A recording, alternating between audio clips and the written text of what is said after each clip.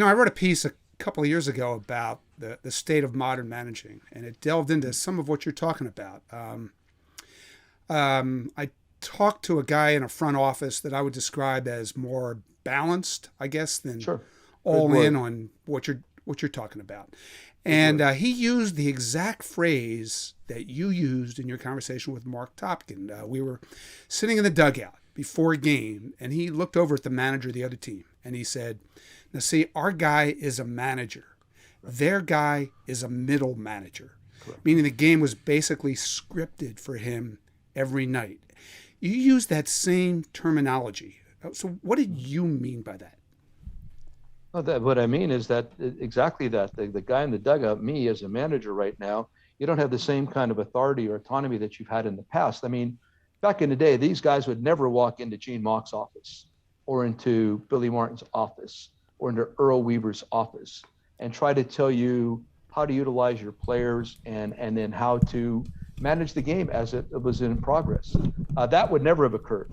So that's what I'm talking about. There's this interference and this method that's being perpetrated because the groups, the baseball ops group, to me, their primary objective should be acquisition of players.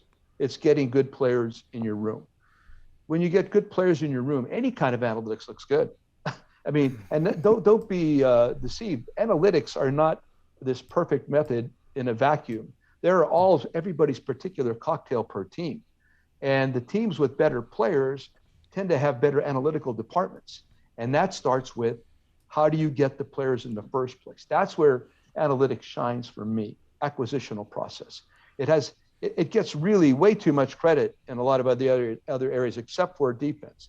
But part of the reason why people don't like the game is where defensive players stand on that is solid. That really rarely varies. That is the large sample size, and I'm there. But a lot of the other parts of the game, to me, we need more of a small sample size. We need more of a snapshot in order to make better decisions, just like the game itself. Because from the moment the first inning to the ninth inning, things change, man. And we always want to go off the large sample size. It's not going to work. And I could not convince these people of that. So, yeah, I'll give you an example, Andrew Friedman. Why are the Dodgers so good? And why do they continue to be so good? He's a great scout. I used to tell him that all the time. Andrew is a really good scout. And it's not that their analytics are any better when the game begins. It's because their players are better when the game begins. And if somebody gets injured, all of a sudden he'll bring somebody up with a name you've never heard about before. And this guy plays really well.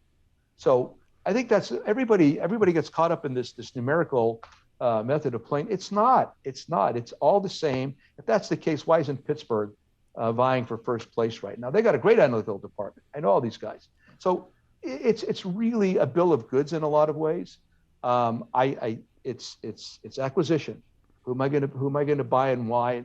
And do I uncover Carlos Pena before he goes off and hits 46 home runs? Or the time Andrew called me on the phone and says, "What do you think about Fernando Rodney?" He says, "We think he's going to have a great year this year." Acquisitions. That's the stuff that really where this stuff shines, and that's why the Dodgers are so good, and that's why Andrew's so good. Well, well, Joe, how do you make the distinction between this being sort of the arrow, the cultural arrow of baseball, following it to the point where you can kind of universally say, yeah, this has become an imposition throughout the game, Yeah. versus what you've seen organizationally. You've been, work with the Cubs, you've worked with the Angels, you've seen it from different points of view. Do you think it's just the entire culture's heading that way, or you see it like organizational, where you see hope where some teams are doing it differently? There's a couple organizations I see hope, and the word was balance, and that's where it's really hard to achieve that these days, or have people want to achieve that these days. So there is a lack of balance. I think industry-wise, it's been heading in that. It's nothing new. Right behind me, that poster, that's our book's coming out on October 11th, me and Verducci, the Book of Joe, and a lot of it addresses this. And I did this during the pandemic. This is not like because I got let go and I'm all angry about stuff. This stuff has been going on for a while. So I talk to managers. We have conversations. It's been the same in most every place. A lot of guys have not been totally happy with the way it works from the front office down to the dugout, and how they are, I don't know where it's handled or directed on a daily basis. It is turned into a middle manager's job where it's not my call like it was. I mean, quite frankly, when I was even with the Rays, Andrew, in spite of Andrew was really into all this stuff. He permitted me to do my thing, and we would argue. It was good. He and I would argue about stuff, and it was healthy. And then even with the Cubs for the first couple of years, and then towards the end, it got away. And I had my conversations with Theo and Jed, or particularly Theo. And now this year occurred, and you saw what happened. And I'm not here to beat up on anybody, but it's not just the organizations I've been with. It's just a trend, and it's not going to reverse. It's not reversing anytime soon, because it's this competition among front offices to get the kind of credit for having the most advanced progressive methods and have them work and then be copied by others. I mean, I think that's part of the competition. I want to make it a point here before we keep going down this road. There are a lot of old time baseball dudes who are in the kind of the get off my lawn club, and all they do is spew about analytics, and they don't even take the time to understand what it is. You and I have had a lot of conversation about this. You're not one of those people. I think it's safe to say Doug and I are not two of those people. Should we feel a need to remind people who are listening to this of that point before we go on? Sure. I mean, I think I said in the beginning, I want all this information. I do. I just don't like the way it is. I like the way it's gathered, but I don't like the way it's implemented. Like I said, it gets to the point where the pregame is a meeting every day, and it's an elongated meeting, and players don't need all this information, quite frankly. They need nuggets. They don't need dissertations. And the more people you get involved in baseball operations and the more people you hire and pay, they're going to generate more information. I mean, Doug's sitting right here. Doug, as a hitter, what did you need to know when you came up to the plate?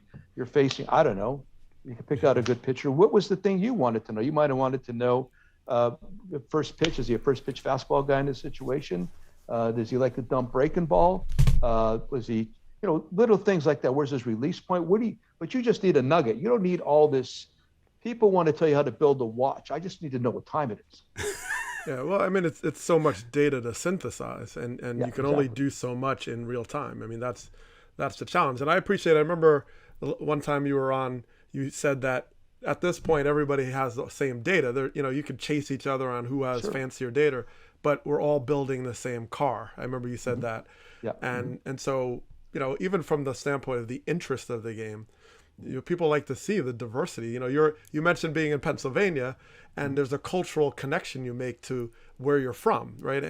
And you want to have that soul in all these teams, right? I was a Phillies fan growing up, and there was Harvey Wallbangers, and there was whatever. All these teams had personality, and so yes, if you're working in the same data, it's hard to separate it. And as you mentioned, it's just been trending that way.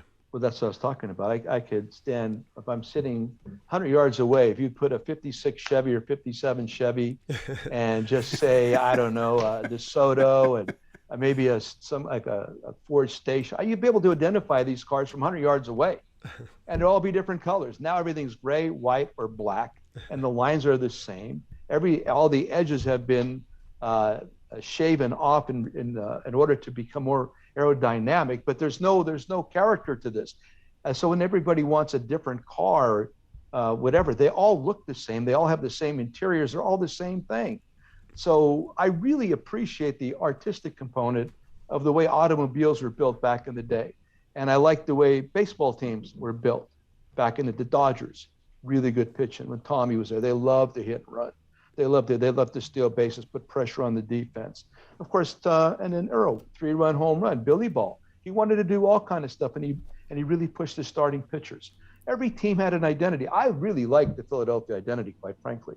And when you think about it, I know John Kruk, I know Larry Bowe. I just played golf with Charlie Manuel. Up and down, all these guys, Lazinski. They are tough. You got to be tough to play in Philadelphia. I love those guys when I have a chance to converse. But there's an identity among former Philadelphia Philly players. You got to be tough to survive in that environment down there, and they are. They're really tough. They're tough guys, and they're funny. These guys are funny. They make me laugh. They got great senses of humor. They're not afraid. So every group had their own identity. And right now it's hard to say that other than, the way the branding of the player, the way they celebrate achievement during the game. It's just all the same. And that's the part to me that's very uninteresting.